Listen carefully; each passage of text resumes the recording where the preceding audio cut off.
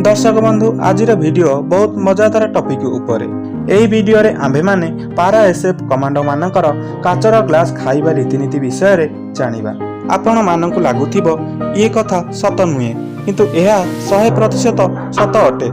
दर्शक बंधु आमर स्पेशल फोर्स रो पारा कमांडो दुनियार बेस्ट कमांडो मानक मध्यरु गोटे अटंती एवं सेमाने एते कुशल अटंती जे पेटेकी आंठेकी बसिकी दौड़ी करी एवं काचरे छवि देखिकी मध्य सठिक लक्ष्य भेद करि पारंती। तेबे चालंतु जानिबा एही काच ग्लास खाइबा रीतिनीति विषय रे जहा 90 दिनर ट्रेनिंग को पूरा करिबा परे पारा एसएफ सोल्जर माननकु पारी करिबाकु पड़िथाय।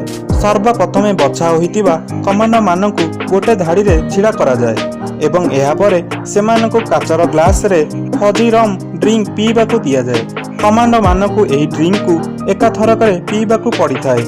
फजीरम ड्रिंक शेष करिबा परे एही कमांडो मानकु ग्लास रो अग्रभाग को निज दांतरे भांगिबाकु पड़िथाय एवं एहा परे काचकु निज दांतरे चूना करिबाकु पड़िथाय। फलरे एहाकु ढोकिबाकु सुविधा होइथाय। एही रीतिनीति पूरा करिबा परे पारा एसएफ कमांडो माने साधारण मनीष मानक ठारू अलग होई जांती, कारण जणे साधारण मनीष एपरि करि परिबो नाही। एही रीतिनीति सरिबा परे सेमाने कमांडिंग ऑफिसर होई जांती। दर्शक बंधु आपण मानक पारा एसएफ कमांडो मानकर एही बड़ी अद्भुत रीतिनीति विषय रे जानी किपरि लागिला कमेंट बॉक्स रे लिखंतु एवं एही बड़ी वीडियो देखिया पई हम चैनल को सब्सक्राइब एवं वीडियो को लाइक कर दियंतु।